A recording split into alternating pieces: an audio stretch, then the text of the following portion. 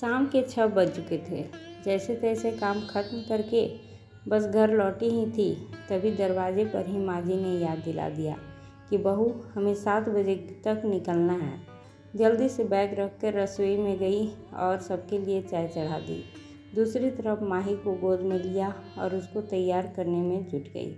अब एक एक कर ऑफिस से सब घर लौटने लगे और शाम के फंक्शन की तैयारी में जुट गए।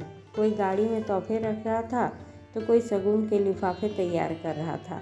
आखिर हो भी क्यों ना, पहली बार छोटी बहू के मायके से निमंत्रण जुड़ा आया था, उनके भतीजे के जन्मदिन का।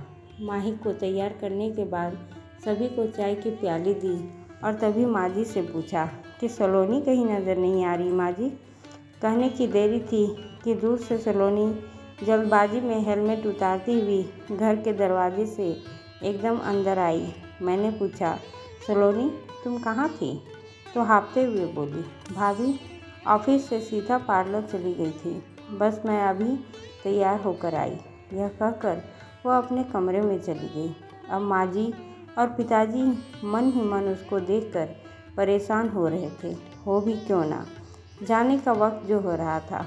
उसके जाते ही माँ जी ने एकदम से कहा, अब भी कोई कसर रह गई है क्या? सोलेनी बहू को मेकअप की दुकान बनकर जाने की क्या ज़रूरत पड़ गई थी? एक तो रंग वैसे ही सांवला है और ऊपर से मेकअप की परतें और भद्दी लग रही हैं। वहाँ वो हमारा इंतज़ार कर रहे हैं और यहाँ ये अब तक तैयार हो रही है। अब देवर जी भी वहीं खड़े थे और सब सुन रहे थे। उन्होंने कहा कि मैं एक बार जाकर सलोनी को देखता हूँ। वो जैसे ही कमरे में पहुँचे, सलोनी अब भी इसी उधेड़बुन में थी कि मैं क्या पहनूं। तभी देवर जी के कड़क आवाज़ में कहा कि ये क्या बनकर बैठी हो?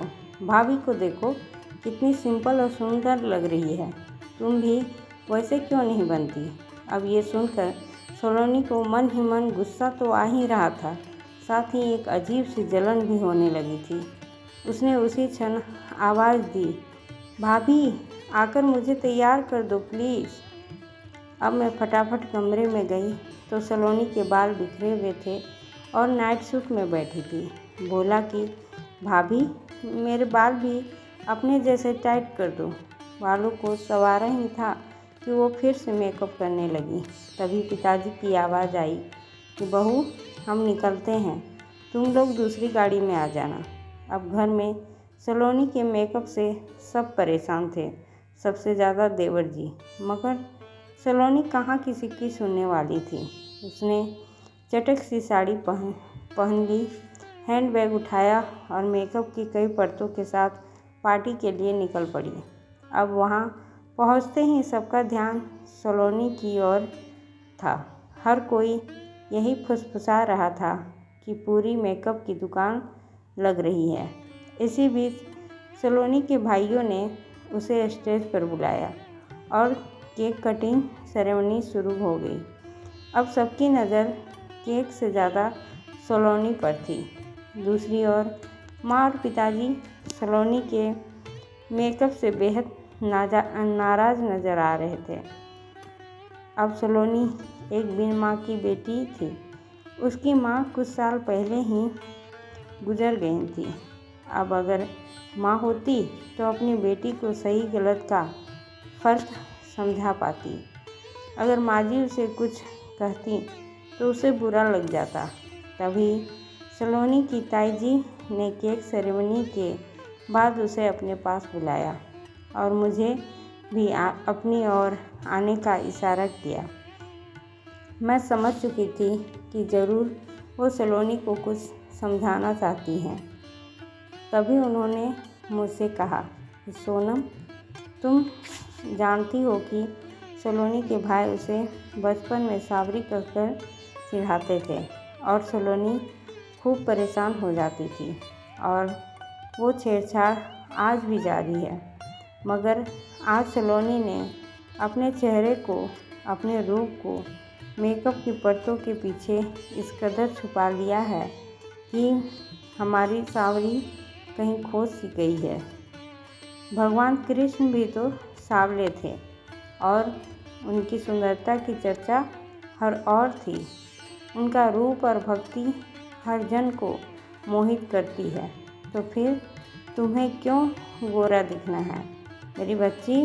उसी वक्त वेटर पास से गुजरा और गिलास से छलका पानी सलोनी के चेहरे पर गिरा।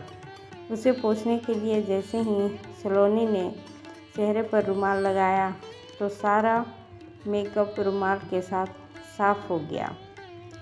तभी ताईजी ने मुस्कुराते हुए कहा कि यही श्री कृष्ण की भी मर्जी है।